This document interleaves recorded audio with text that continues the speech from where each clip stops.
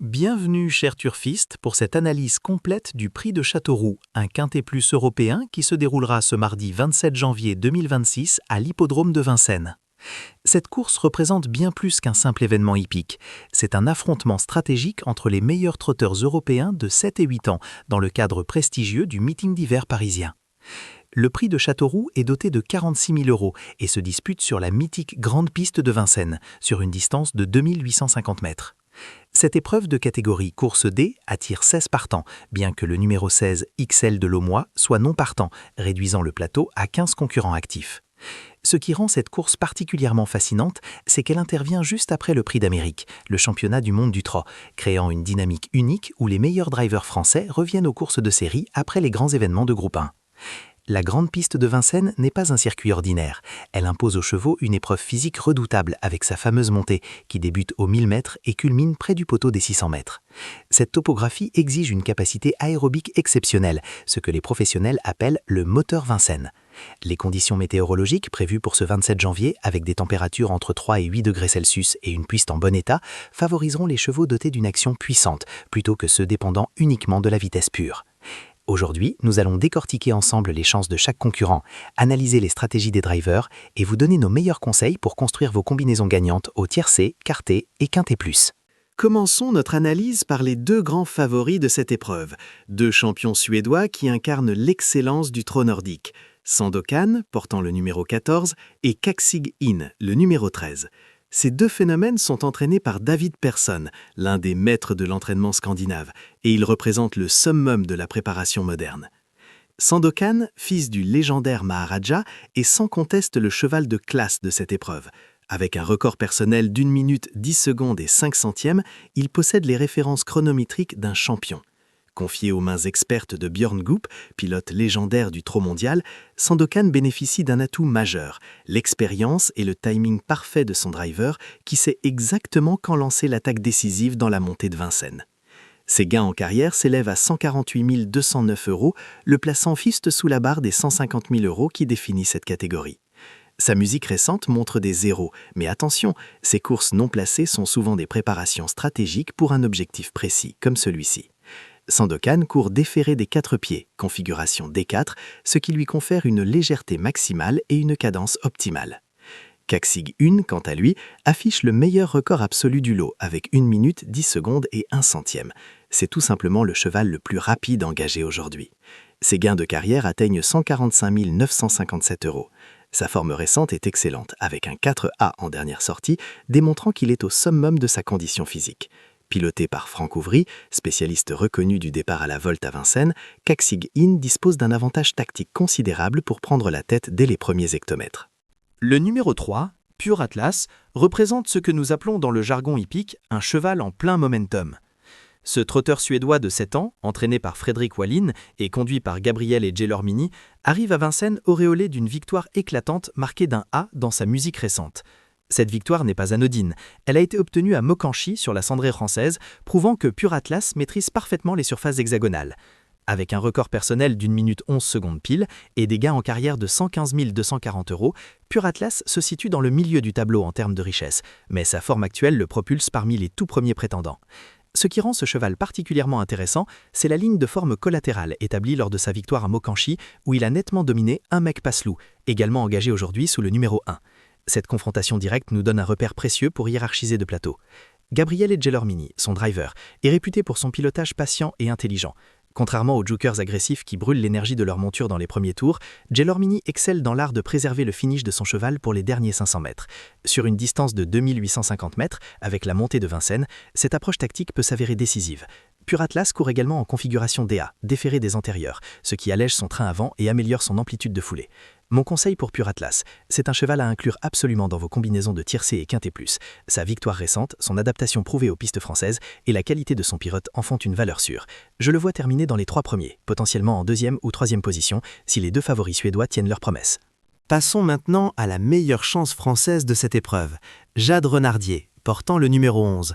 Cette jument de 7 ans, entraînée par Sylvain Dupont et pilotée par Anthony Barrier, incarne l'excellence du trot français basé sur l'endurance et la régularité. Avec des gains en carrière de 142 175 € et un record de 1 minute 11 secondes et 7 centièmes, Jade Renardier possède des références solides, même si elle accuse un léger retard chronométrique face au crack suédois. Ce qui distingue Jade Renardier, c'est sa remarquable constance. Sa musique récente affiche 1A, 3A, 7A, démontrant qu'elle termine systématiquement dans les places d'honneur.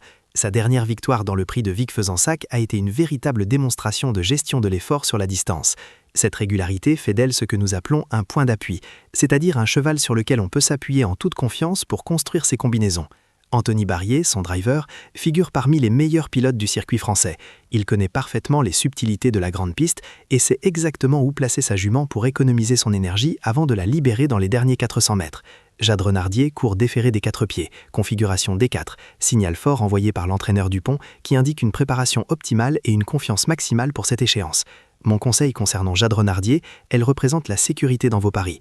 Si vous cherchez un cheval fiable pour vos couplets placés ou pour banqueur votre quintet plus, c'est elle qu'il faut choisir. Je la vois difficilement terminer hors des 4 premiers. Sa capacité à gérer la montée de Vincennes et son endurance exceptionnelle en font une candidate sérieuse pour le podium, avec une préférence pour une arrivée en 2e ou 3e position derrière les fusées suédoises. Intéressons-nous maintenant à 2 chevaux qui partagent une caractéristique essentielle, leur spécialisation sur la grande piste de Vincennes. Le numéro 12, Cameron, et le numéro 10, Jovial Hautfort, sont ce que nous appelons des spécialistes du GP, des chevaux dont le profil physique et athlétique correspond parfaitement aux exigences de ce circuit unique. Cameron, âgé de 7 ans, affiche des gains de 142 718 € et un record d'1 minute 11 secondes. Entraîné par Johan Westholm et piloté par Mathieu Mottier, il bénéficie d'un atout majeur, son driver. Mottier occupe la 9e place au classement du Sulky d'Or du meeting d'hiver, mais surtout, il domine également le classement de l'étrier d'or pour le trot monté. Cette double compétence lui confère une sensibilité unique à l'équilibre et à la fatigue du cheval. Cameron a remporté des titres sur la grande piste, prouvant son aisance sur ce tracé. Sa musique récente montre un 1, 4M, 4A, indiquant une polyvalence entre l'attelé et le monté. Il court déféré des 4 pieds.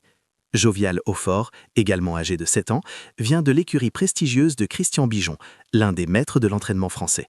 Avec 140 410 € de gains et un record d'1 minute 11 secondes et 3 centièmes, il possède un profil similaire à Cameron. Piloté par David Thomin, Jovial Hautfort est attendu sur une stratégie de course couverte, rester derrière les leaders et utiliser sa longue accélération dans les derniers hectomètres.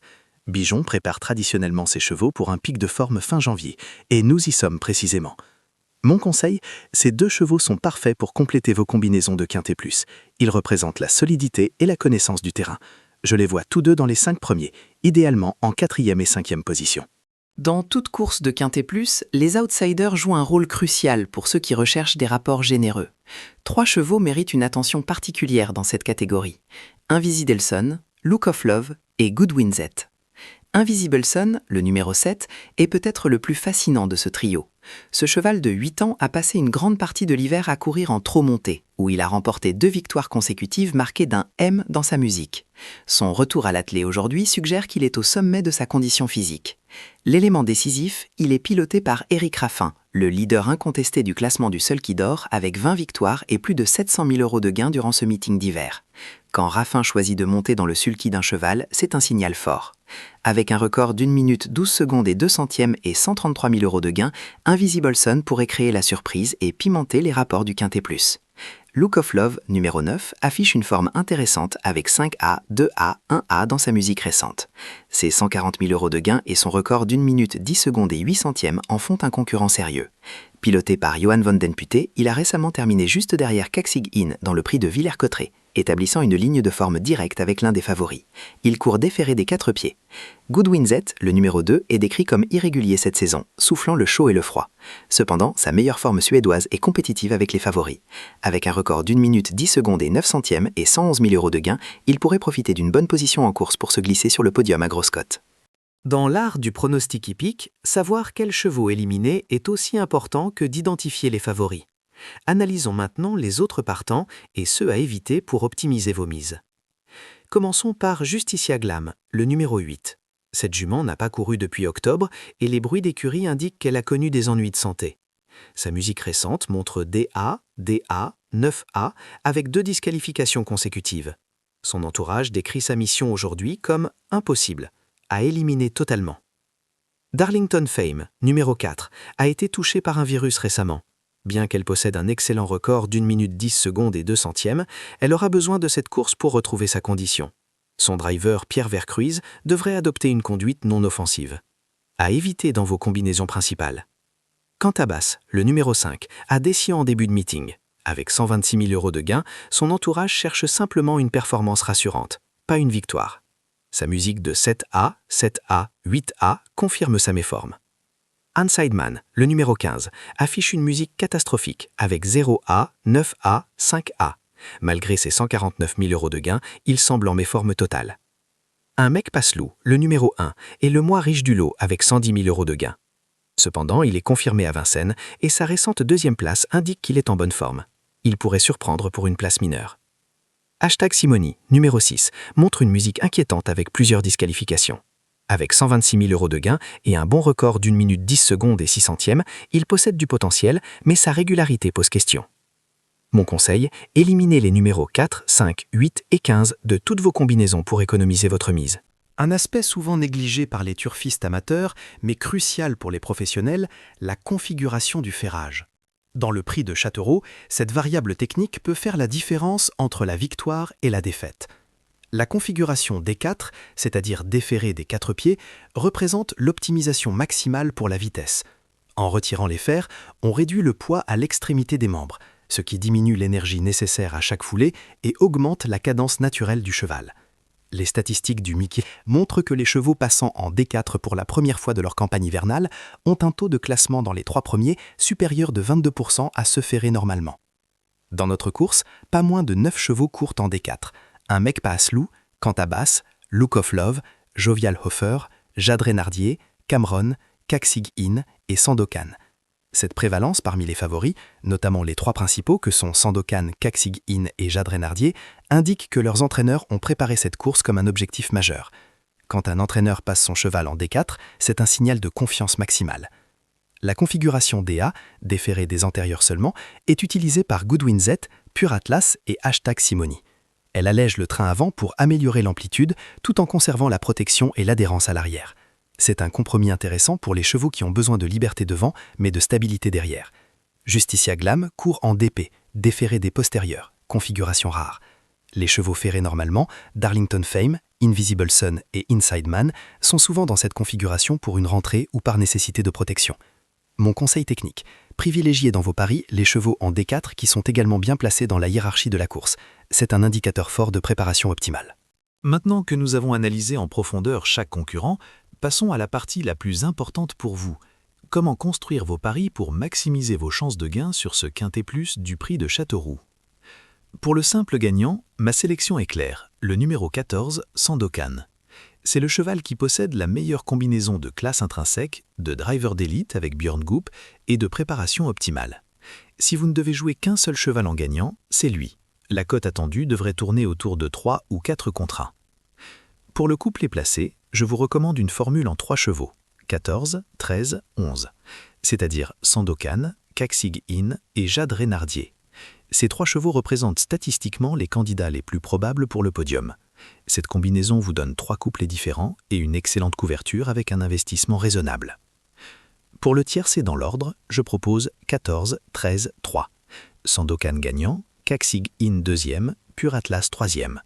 Cette combinaison reflète la domination attendue des chevaux nordiques en termes de vitesse pure. Pour sécuriser, vous pouvez jouer ce tiercé en champ en ajoutant le 11 en 3e position, ce qui vous donne 2 combinaisons. Pour le quartet plus, j'ajoute le numéro 12, Cameron, à la combinaison précédente, 14, 13, 3, 12 dans l'ordre. Cameron est le spécialiste de Vincennes qui peut profiter de son expérience du tracé pour se glisser dans les 4 premiers. Pour le quintet plus dans l'ordre, ma base est 14, 13, 11, 3, 12. Cette sélection intègre vitesse, endurance et maîtrise du terrain. Pour ceux qui veulent sécuriser davantage, ajoutez le numéro 10, Jovial Haufort, en 6e position dans un jeu en champ réduit. Nous arrivons au terme de cette analyse approfondie du prix de Châteauroux. Récapitulons les éléments clés qui doivent guider vos décisions de paris pour ce quintet plus du 27 janvier 2026. Premièrement, cette course oppose 2 écoles du trot européen, la vitesse et la préparation scientifique des Suédois contre l'endurance et la connaissance du terrain des Français. Les chevaux scandinaves, notamment Sandokan et Kaksig Inn, possèdent un avantage chronométrique indéniable, mais la grande piste de Vincennes, avec sa montée redoutable, peut neutraliser la vitesse pure au profit de l'endurance. Deuxièmement, le retrait du numéro 16, XL de l'Aumois, modifie la dynamique tactique de la course en libérant de l'espace dans les premiers virages, ce qui favorise les chevaux bien numérotés comme Sandokan et les favoris suédois. Troisièmement, la prévalence de la configuration D4 parmi les favoris indique que cette course a été ciblée comme un objectif majeur par les meilleurs entraîneurs. Quand vous voyez Personne, Dupont et Bijon tous optimiser leurs chevaux au maximum, vous savez que le niveau de compétition sera exceptionnel. Mon conseil final, ne cherchez pas la complication. Les 3 premiers chevaux de cette course sont clairement identifiables, Sandokan, Kaksig Inn et Jade Renardier. Construisez vos paris autour de cette base solide, puis ajoutez Pure Atlas et Cameron pour compléter vos combinaisons de quintet. Si vous voulez tenter un outsider pour augmenter les rapports, Invisible Sun avec Éric Raffin est votre meilleur choix. C'est mon joker personnel pour cette course. Rappelez-vous que le trot est un sport où la régularité paie. Ne misez jamais plus que ce que vous pouvez vous permettre de perdre et considérez vos paris comme un investissement basé sur l'analyse et la probabilité, pas sur l'émotion. Bonne chance à tous et que les meilleurs chevaux gagnent sur la piste mythique de Vincennes.